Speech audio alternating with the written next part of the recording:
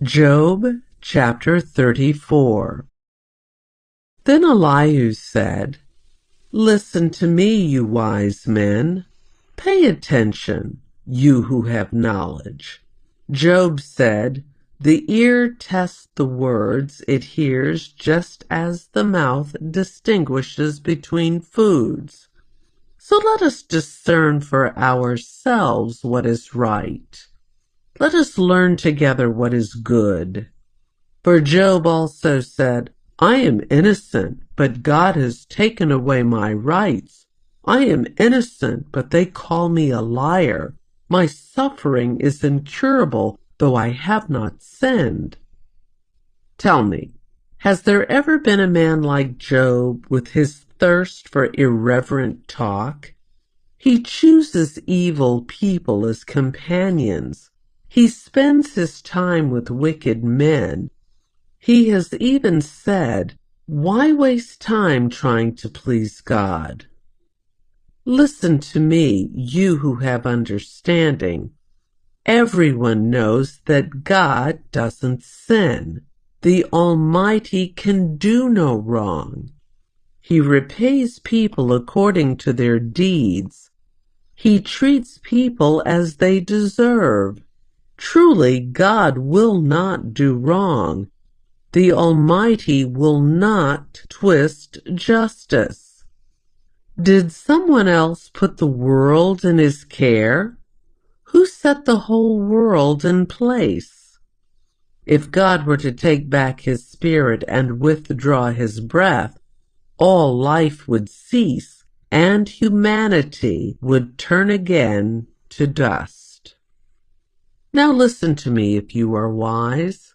Pay attention to what I say.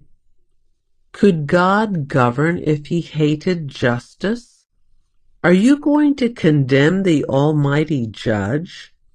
For he says to kings, "You are wicked," and to nobles, "You are unjust." He doesn't care how great a person may be, and he pays no more attention to the rich than to the poor. He made them all. In a moment, they die. In the middle of the night, they pass away. The mighty are removed without human hand. For God watches how people live. He sees everything they do. No darkness is thick enough to hide the wicked from his eyes. We don't set the time when we will come before God in judgment. He brings the mighty to ruin without asking anyone, and he sets up others in their place. He knows what they do, and in the night he overturns and destroys them. He strikes them down because they are wicked, doing it openly for all to see. For they turned away from following him. They have no respect for any of his ways. They cause the poor to cry out, catching God's attention. He hears the cries of the needy. But if he chooses to remain quiet, who can criticize him? When he hides his face, no one can find him, whether an individual or a nation. He prevents the godless from ruling, so they cannot be a snare to the people. Why don't people say to God, "I have sinned, but I will sin no more"? Or, "I don't know what evil I have done. Tell me. If I have done wrong, I will stop at once"? Must God tailor his justice to your demands? But you have rejected him. The choice is yours, not mine. Go ahead, share your wisdom with us.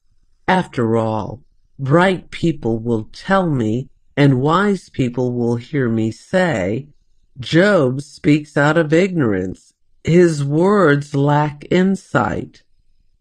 Job, you deserve the maximum penalty for the wicked way you have talked, for you have added rebellion to your sin. You show no respect, and you speak many angry words against God.